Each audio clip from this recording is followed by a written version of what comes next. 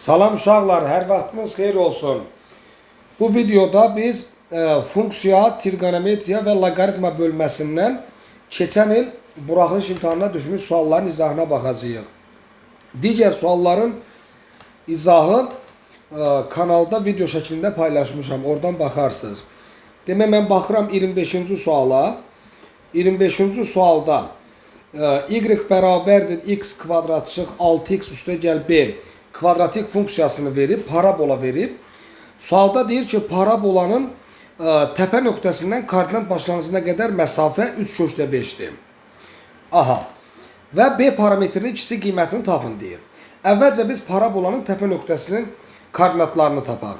Bilirsiniz ki, y bərabərdir ax kvadrat üstə gəl bx üstə gəl c kvadratik funksiyasında parabolanın təpə nöqtəsinin koordinatlarını x-ı mənfi b bölü 2a düsturu ilə tapırıq.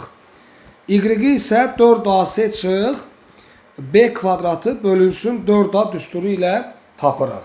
Bax, bu düsturlar parabolanın təpə nöqtəsinin koordinatlarını tapır. Birinci düstur parabolanın təpə nöqtəsinin apsisini tapır. İkinci düstur parabolanın təpə nöqtəsinin ordinatını tapır. Və ya biz x-i tapıb yerinə qoyub da y-i tapa bilərik. İndi suala qayıtsam, parabolanın təpə nöqtəsindən danışır. Onda təpə nöqtəsindən danışırsa, əvvəlcə x-i mənfi b bölünsün 2a düsturu ilə tapaq. Onda b mənfi 6-dır. Mənfi 6 düsturun mənfisinə dəyər olur müsbət 6. 2 vurulsun, qabaqda da a-sı 1-dir. 6 bölü 2, 3. Deməli, biz parabolanın təpə nöqtəsinin apsisini tapdıq. Yəni, biz x-i 3 tapdıq. İndi isə aparıb x-in yerinə 3 qoyub, y-i tapaq. 3-ün kvadratı 9 çıxılsın, 3-ü 6-ya vururam 18, üstə gəlinsin b. Və bunu da sadələşdirsə b qalır, 9 çıx 18 olur mənfi 9. Aha. İndi davam elətdirsək, bir dəqiqə gözləyin. Birinci tapdığımız, deməli, x-i tapmışıq 3, y-i tapmışıq b çıx 9. Parabolanın təpə nöqtəsində bir a nöqtəsi götürək. Və təpə nöqtəsinin x-i 3-dür, təpə nöqtəsinin y-i də b çıx 9-dur. Şərtdə deyir ki, təpə nöqtəsindən, indi şərtə baxın, təpə nöqtəsindən koordinat başlanğıcına qədər məsafə. Koordinat başlanğıcında bilirsiniz ki, bax bu nöqtəyə deyilir. Yəni, hansı ki, koordinatları 0-0-dır. Koordinatları 0-0 olan nöqtəyə koordinat başlanğıcı deyilir. İndi koordinat başlanğıcı da o nöqtəsidir. Koordinat başlanğıcının koordinatları 0-0-dır. Sualın şərtində deyir ki, təpə nöqtəsindən, a təpə nöqtəsidir. Təpə nöqtəsindən koordinat başlanğıcına qədər məsafə, modul məsafədir də, düzdür. Məsafə 3/5 olarsa, b parametrinin deməli, ən kiçik qiymətini tapın deyir. B parametrinin ən kiçik qiymətini tapın deyir. Biz burada parabolanın təpə nöqtəsindən koordinat başlanğıcına qədər olan məsafəni iki nöqtə arasında məsafə düsturu ilə tapacağıq. Yəni, AO bərabərdir. Kökün altında x2 çıx x1-in kənardan kvadratı, üstə gəl y2 çıx y1-in kənardan kvadratı, o da bərabərdir 3/5-ə. İki nöqtə arasında məsafə düsturu ilə gedirik və burada x2-dən x1-i çıxaq və ya x1-dən x2-ni çıxaq fərqi yoxdur. Çünki sonda kvadrata yüksəldirik. O da, deməli, mən 3-dən çıxıram 0-ı, 3 çıx 0 elə 3 eləyir. Kvadrat da var, 3-ün kvadratı olur 9. Üstə gəlinsin, b çıx 9-dan 0-ı çıxıram, olur b çıx 9-un, b çıx 9-dan 0-ı çıxırıq, elə b çıx 9 qalır kvadratı. Bu da bərabərdir 3/5-ə. Sonra neyniyək? Hər tərəfi kvadrata yüksəldək ki, kök geçsin. Kvadrat kökü aparır. Qalır 9 üstə gəlinsin b çıx 9-un kvadratı bərabər 3/5-in də kvadratı olur 45. Davam edirəm. B çıx 9-un kvadratı bərabər 45 çıx 9 36. B çıx 9-un kvadratı 36-dırsa, b çıx 9 həm 6-ya bərabərdir, həm də mənfi 6-ya. Bir dəqiqə alınmadı, mənfi 6-ya. Buradan b-ni birinci 15 tapırıq. Digər tərəfdə b-ni mənfi 3 tapırıq. Mənfi 3. Bizdən də b-nin ən kiçik qiymətini istəyir. ən kiçik qiyməti olur, deməli, -3. Ondan sonra baxaq, deməli, 30-cu suala. 30-cu sualda, bir dəqiqə, 30-cu sual keçən il buraxılış imtahanına ətraflıya düşmüşdü. Elə bundan əvvəlki sual da məzunların imtahanında ətraflıya düşmüşdü. 30-cu sualda baxaq görək nə deyir. Deyir ki, fx funksiyası bərabərdir. 4/1 vurulsun x üstəgəl 4-ün kənardan kvadratı üstəgəl 3 və gx funksiyalarının qrafikləri koordinat başlanğıcına nəzərən simmetrikdir. Koordinat başlanğıcına nəzərən simmetrikdir. Sualda da deyir ki, AB üstəgəlinsin CD məsafəsini tapın. Aha. Əvvəlcə biz baxaq, fx funksiyası kvadratik funksiyadır. Kvadratik funksiyanın qrafiki paraboladır. Parabolanın təpə nöqtəsinin koordinatlarını tapanda, əgər kvadrat şəklində verilibsə, mötərizənin içini sıfıra çevirən ədədlə kənarda yazılan ədəd ikisi birlikdə təpə nöqtəsinin koordinatlarıdır. Onda mötərizənin içini sıfıra bərabər eləsək, x-i tapırıq -4 və kənarda yazılan ədəd y-də 3-dür. Aparıb x-in yerinə -4 qoysaq, -4 ilə -4 sıfıra gedir. Sıfırın kvadratı 0, 0'ı 4/1'ə vur 0, 0 üstəgəl 3, y3 qalır. İndi şəkilə baxsaz, fx funksiyasının təpə nöqtəsi A-dır. Onda elə şərtdə də verilib bir şəklində. Təpə nöqtəsinin koordinatları -4 ilə 3-dür. Aha. İndi gx funksiyasında qrafiki var.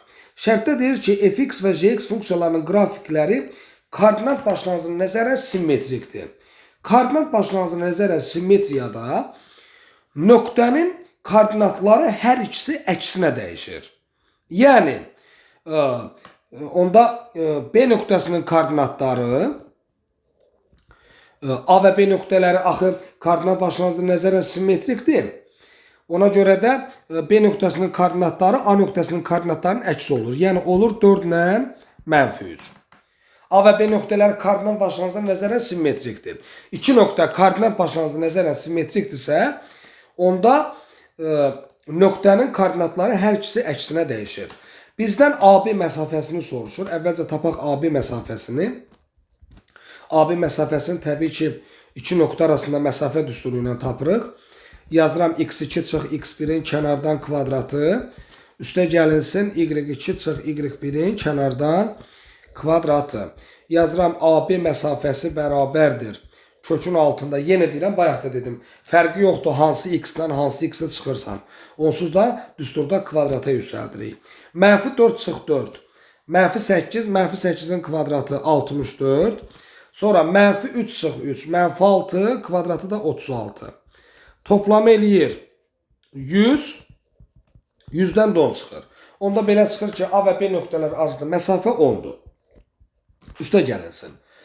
İndi biz C və D arasında məsafəni tapaq. Əvvəlcə biz C nöqtəsinin koordinatlarını tapmalıyıq.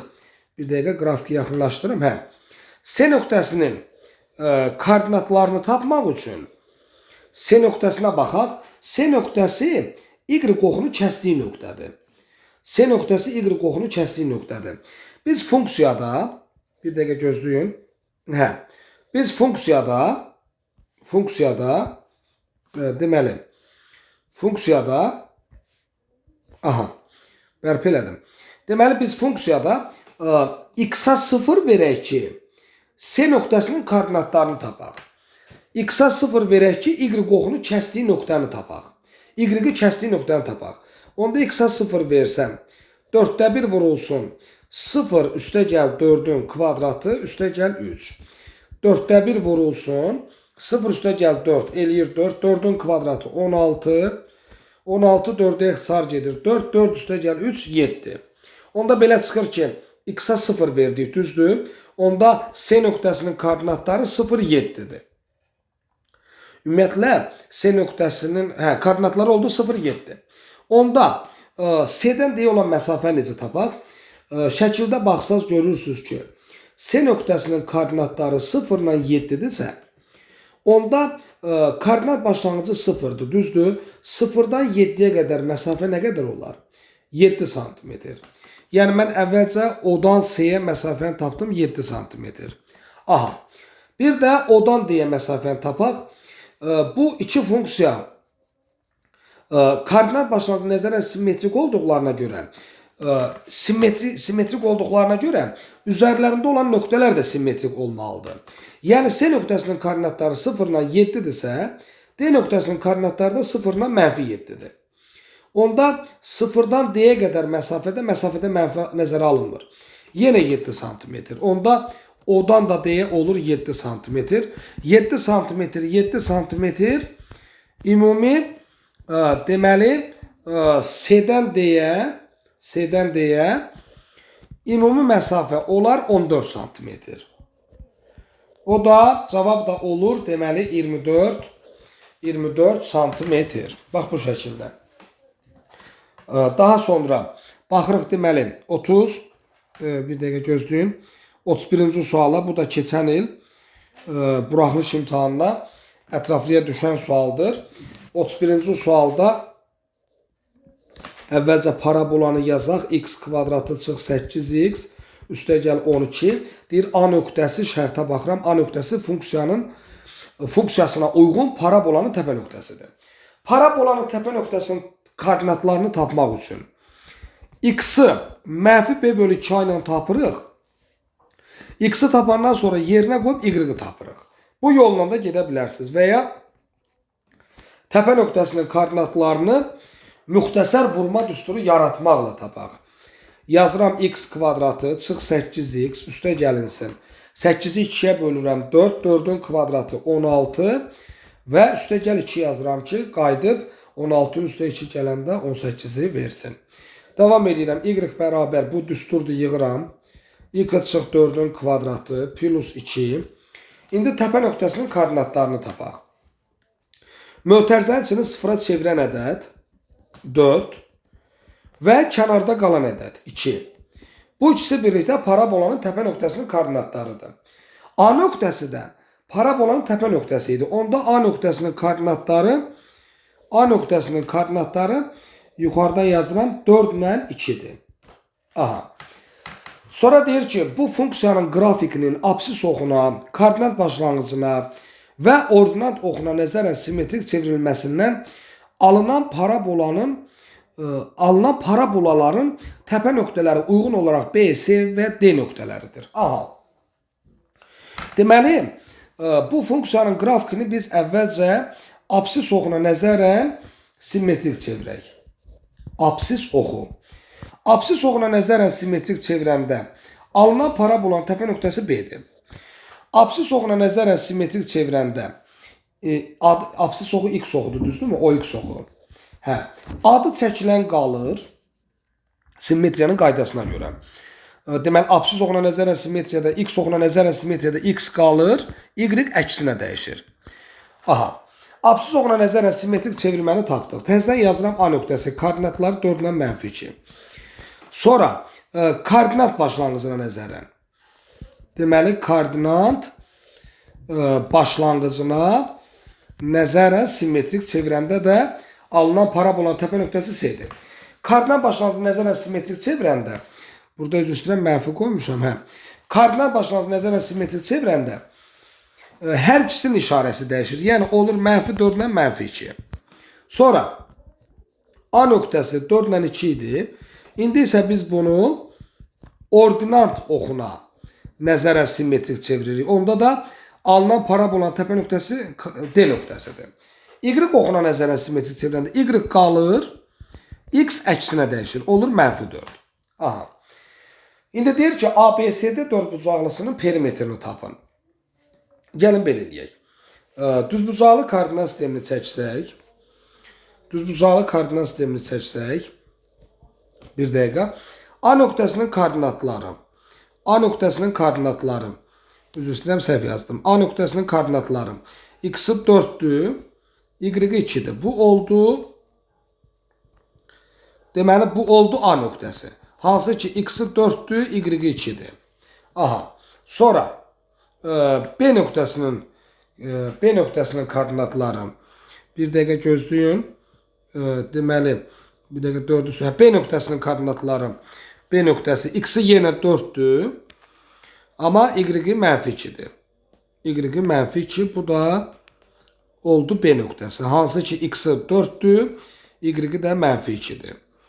Daha sonra C nöqtəsini yazıram. C nöqtəsi x-i mənfi 4'dür. X-i deməli mənfi 4. Y də mənfi 2'dir. Elə buradan gəlir. Düzdürmü? Bu da deməli oldu C nöqtəsi. X-i mənfi 4. Y də mənfi 2. Və nəhayət D nöqtəsi. X-i mənfi 4. Sağda görürsünüz. Bu da oldu D nöqtəsi. X-i mənfi 4. Y də 2. Sualda deyir ki, ABCD dördbucaqlısının perimetrini tapın. ABCD dördbucaqlısının bizdən perimetrini soruşur. Biz tərəfləri tapmaq üçün iki nöqtə arasında məsafə düsturu ilə də gedə bilərik. Elə də getsəz düz alınır. Elə də yazsaz düz götürürlər. Amma mən koordinat müstəvisində qurdum bunu. Deməli, baxırsınız ki, bura koordinat başlanğıcı 0. Deməli, 0-dan 2'ye qədər məsafə 2 cm. 0-dan mənfi 2'ye qədər də məsafə 2 cm. Onda ümumi bu düzbucağının eni oldu 4 cm. Elə burada sol tərəfdə olur 4 cm. Daha sonra 0-dan sağdakı mənfi 4'ə 4 cm. 0-dan soldakı mənfi 4'ə 4 cm. Sağa 4, sola 4 ümumi olur. Deməli 8 cm. Elə aşağı da olur 8 cm. Bizdən deyəsən perimetr istəyirdi. O da perimetr bərabərdir. 4 üstə gəl 4 eləyir 16. Daha doğrusu 4 üstə gəl 4 eləyir 8. 8 ilə də 8 eləyir 16. Cavab olur 24 cm. Deməli bizdən ABCD dördbucaqlısının perimetrini soruşurdu. Ondan sonra baxaq deməli loqaritmadan yeni əlavə olunmuş suallara baxaq. Loqaritma bölməsində 12-ci sual. Loqaritma 2 əsasdan 66 bölünsün loqaritma 6 əsasdan 66 çıx. Loqaritma 8 əsasdan 27. O da bərabər. Bilirsiniz ki, loqaritmanı loqaritmaya bölürüksə, birinci loqaritma, sürətdəki loqaritma olduğu kimi qalır. Sürətdəki loqaritma olduğu kimi qalır. Əgər bölürüksə, vururuq məxrəzdəki loqaritmanın tərsinə. Vururuq məxrəzdəki loqaritmanın tərsinə. Çıx, loqaritma 8 əsasdan 27. 8-i yazaq 2'nin kubu, 27'ni də yazaq 3'ün kubu. Bərabər. Davam edirəm. Loqaritmaları bir-birinə vuranda tamamilə eyni olan ədədlər ixtisar gedir. Eyni olanlar ixtisar gedir. Qalır loqaritma 2 əsasdan 6. Çıx. Bayaq 8'i 2'nin kubu yazdıq, 27'ni 3'ün kubu yazdıq. İndi yuxarının qüvvətini aşağının qüvvətinə bölək. Və qabağa ataq. O da 3'ü 3'ə böləndə 1 eləyir. Qabağa əmsal 1 yazılmasa da olar. Qalır loqaritma 2 əsasdan 3. İndi isə loqaritmaların çıxılmasıdır. Çıxanda əsas qalır. Çıxanda üstlərini bölürük. 6'nı bölürəm 3'ə 2. 2. 2 əsasdan 2 də bizə 2 əsasdan 2 də bizə 1 verir. Daha sonra baxırıq. Deməli 13-cü suala. Bilirsiniz ki, elçi olanda 10 əsasdan yazırıq. 10 əsasdan, bir dəqiqə zəhmət olmasa gözlün, elçi olanda 10 əsasdan yazırıq. Bu kökün düsturuna görə birbaşa yazmaq istəyirəm. M-ci dərəcədə A üstü N olanda yazırıq A üstü M-də N. A üstü M-də N. Bunu belə yadda saxlayın. Dərsdə də demişəm, kökün dərəcəsini məxrəcə yazırıq. Yadda birini saxlayın, kökün dərəcəsi məxrəcə yazılır. İndi bunu qüvvə şəklində yazaq. Yazaq ki 10 üstü yazaq ki 10 üstü 5'də 2. Çünki kökün dərəcəsi məxrəcə yaz. 10 üstü 5'də 2. Üstə gəlisin yenə elçi veriblər. Elçini yazaq loqaritma 10 əsasdan 10 üstü 3'də 2. Çünki kökün dərəcəsi məxrəcə yaz. 10 üstü 3'də 2. Üstə gəlisin yenə elçi yazıblar. Yazıram loqaritma 10 əsasdan 10 üstü. Deməli indi bunu yazıram 10 üstü 5'də 3. və üstə gəlinsin loqaritma 10 əsasdan 10 üstü, burada 10 üstündə 1 var axı. Kökün altındakı 10 üstə 1 var. Yazıram 10 üstü 3də 1. Bərabər. 5də 2 qabağa keçir. Elə cavab 5də 2 olur. Çünki 10 əsasdan 11'dir. Digərində 3də 2 qabağa keçir. 10 əsasdan 11'dir. Biri yazmırıq. 5də 3 qabağa keçir. 10 əsasdan 11'dir. Yazmırıq. Və buradan da 3də 1 qabağa keçir. 10 əsasdan 11'dir yazılmır. Əvvəlcə 5də 2 ilə 5də 3'ü toplayın. 5də 2 ilə 5də 3'ü toplasaz eləyir 5də 5. Aha. 3də 2 ilə də 3də 1'i toplayın 3də 3. 5də 5 1, 3də 3 1. 1 ilə də 1'i toplayın cavab tapırsınız. Cavab tapırıq deməli 2. Daha sonra 14-cü sual çox rahat bir sualdır. Loqaritma 2 əsasdan 14'ün kvadratı çıx 10'un kvadratı böl 24. Yazıram loqaritma 2 əsasdan məxrəc qalır. Sürəti kvadratlar fərqi düsturundan açıram. Kvadratları atıram. Bir dəfə çıxını yazıram. Bir dəfədə daha doğrusu 14 idi. Bir dəqiqə gözləyin. 14. Bir dəfə çıxını yazdırıq. Bir dəfədə üstəgəlini yazdırıq. Davam edirəm. Loqaritma 2 əsasdan 14 çıx 10 4. 14 üstəgəl 10 o da 24. 24'lər gedir. Qalır loqaritma 2 əsasdan 4. 4'ü də yazdıram 2'nin kvadratı və 2 qabağa keçir. Cavab da 2 olur. Bax bu şəkildə. Ondan sonra baxaq yeni əlavə olunmuş sual. Deməli 16-cı sual. 16-cı sual da keçən ilin imtahanına düşüb. Elə üstündə göstərmək istəyirəm. 2 qaytarırıq 2'nin üstünə. Çünki loqaritmaları toplayanda qabaqları boş olmalıdır ki. Qabaqları boş olmalıdır ki toplayanda üstlər vurulsun. Yazıram loqaritma 20 əsasdan 2 qaydır. 2 qaydır 2'nin üstünə. 2 qaydır 2'nin üstünə olur 4. Üstə gəlinsin. Loqaritma 20 əsasdan 5. 2'ni qaytardım 2'nin üstünə oldu 4. Vurulsun. Digər mötərizədə. Yenə çıxanda üstlər bölünür. Amma qabağı boş olmalıdır. Ona görə qabaqdakı əmsaldakı 2'ni 10 üstə qaytaraq. Loqaritma 20 əsasdan 2 qaydır 10'un üstə olur 10'un kvadratı. 10'un kvadratı bilirsiniz 100 eləyir. Çıx loqaritma 20 əsasdan 5. Davam edirəm. Loqaritmaların toplanmasıdır. Toplayanda üstlər vurulur. Əsas qalır. Toplayanda üstlər vurulur. 4'ü 5'ə vururam 20. Aha. Vur. Loqaritmaların çıxılmasıdır. Çıxanda əsas qalır. Çıxanda üstlər bölünür. Çıxanda üstlər bölünür. 100'ü 5'ə bölürəm. Olur 20. 100'ü 5'ə bölürəm 20. 20 əsasdan 21. 20 əsasdan 21. Biri də 1'ə vuranda aydındır ki elə 1 eləyir. Daha sonra deməli 32-ci sual olmalıdır ki, hansı ki yeni əlavə olunub. Çox asan sualdır, 3 ballıq suallardır bunlar onsuz da. 5 üstü x plus 1 bərabərdir 5də 1 üstündə x çıx 2 tənliyini həll edin. 3 ballıq suallardır, rahatdır. Yazıram 5 üstü x plus 1 bərabər. Əsaslar eyni olsun deyə 5də 1'i 5 üstü mənfi 1 yazıram. Əsaslar eyni olsun deyə 5də 1'i 5 üstü mənfi 1 yazıram. Daha sonra 5 üstü x plus 1 bərabər 5 üstü qüvvəti qüvvətə vururam. Mənfi 1'i x-a vururam. Mənfi x. Mənfi 1'i mənfi 2'yə vururam. Müsbət 2. Və salam əsaslar bərabərdir. Atırıq. Qüvvətlərini bir-birinə bərabər edirik. Burada mənfi x idi. Qüvvətlərini bir-birinə bərabər edirik. Buradan 2x bərabər 1'dir. X də bərabər 1'i 2'yə böl. 1 bölü 2, 2'də 1 və ya 0,5. 0,5 tapırıq. Ondan sonra 34-cü sual da keçən ilin imtahanına düşüb. Köhnə materialda o sual yox idi. 3 vurulsun 5 üstü x, üstə gəlinsin 5 üstü x plus 1 bərabərdir 200 tənliyini həll edin. Biz buradan 5 üstü x'i ortaq çıxaraq. 5 üstü x ortaq çıxarsam 5 üstü x ortaqdır, düzdür.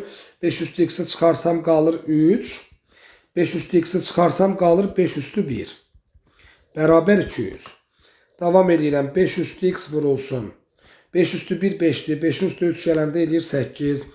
Bərabər 200. Buradan 5 üstü x bərabər 200'ü 8'ə bölürəm 25. 5 üstü neçə 25 edir? Təbii ki 2. X 2 olmalıdır ki 5'in kvadratı bərabərdir 25 olsun. Daha sonra 36. sual. Keçən il uşaqların əksəriyyətinin çətinlik çəkdiyi sual olub. Buraxılış imtahanında açıq sual kimi düşüb və 3 ballıq sualdır. Yazıram ki 6'da 1 üstü x bərabər 3'də 2 üstü elə köçürmüşkən uşaqlar x plus 1'dir. Yazıram 3'də 2 üstü x vur 3'də 2 üstü 1. Ümid edirəm başa düşürsünüz.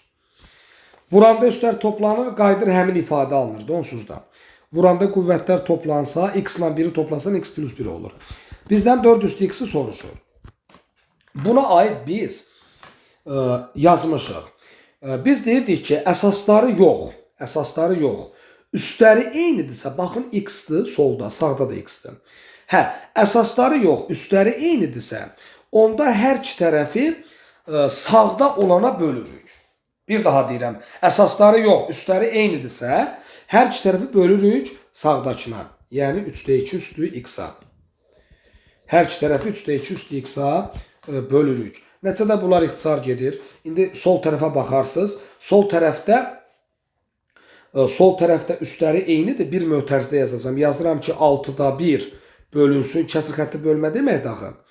Bölünsün 3'də 2 və üstü x.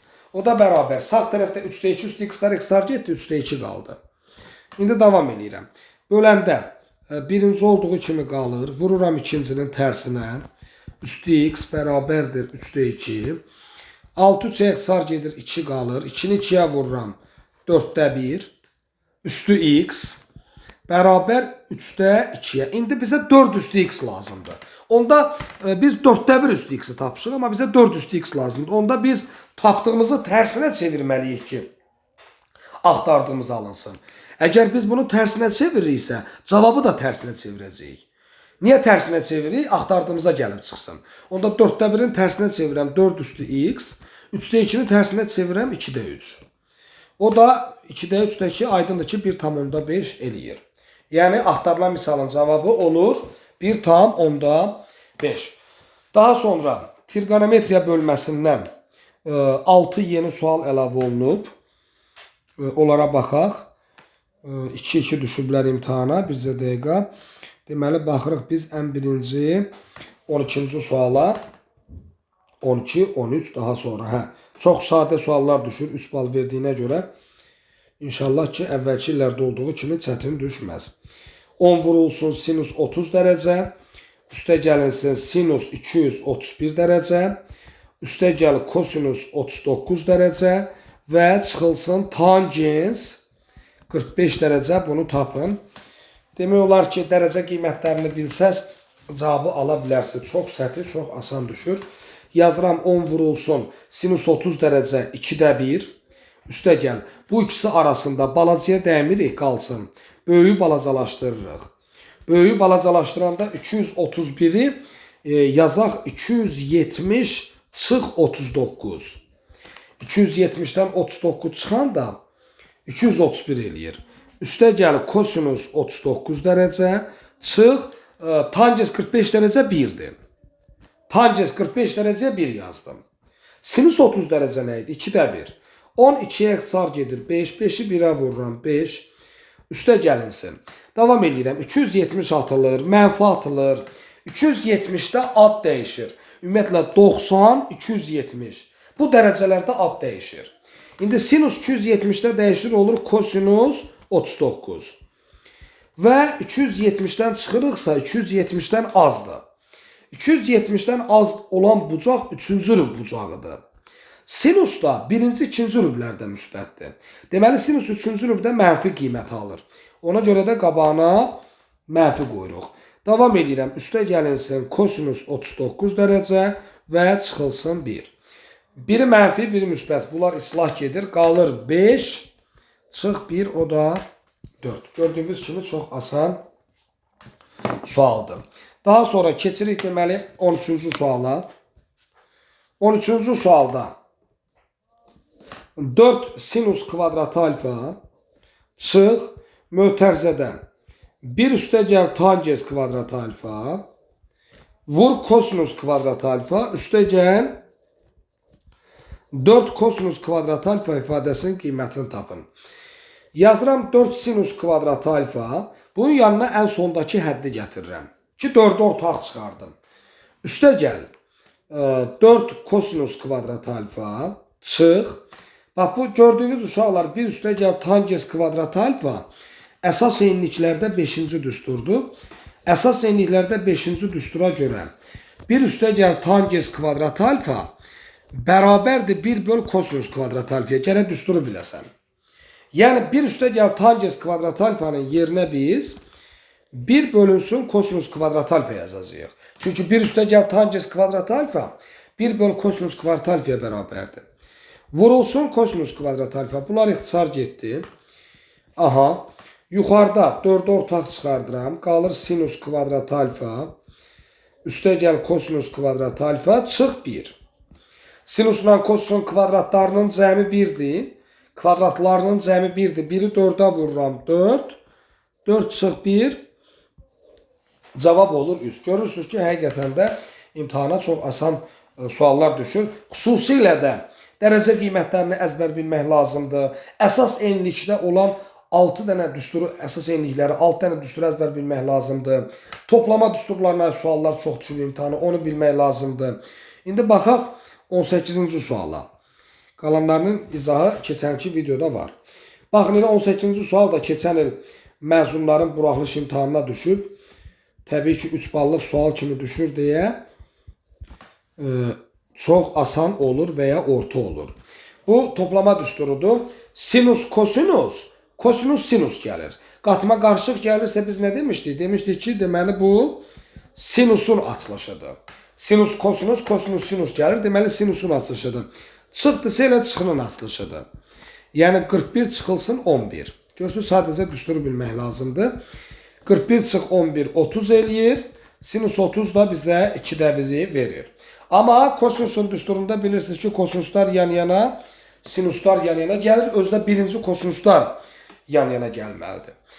Daha sonra bilirsiniz ki, imtahanın mütləq bir sualı da pikadır. Yəni trigonometrik tənlikdir. Bax, keçən il bax bu 3 sual düşüb imtahana. Bu 3 sual, 3 imtahan olub. İkisi cari ilin məzunları üçün, biri əvvəlki illərin məzunları üçün. 3 imtahana bunlar düşüb. Mütləq imtahana trigonometrik tənlik düşür. 3 imtahanın 3'ündə də düşmüşdü. Ondan əvvəlki imtahanlarda da, ümumiyyətlə 2019'dan bəri bütün keçirilmiş buraxılış imtahanlarında trigonometriyadan 2 sual düşürsə, onun biri trigonometrik tənliklər olur.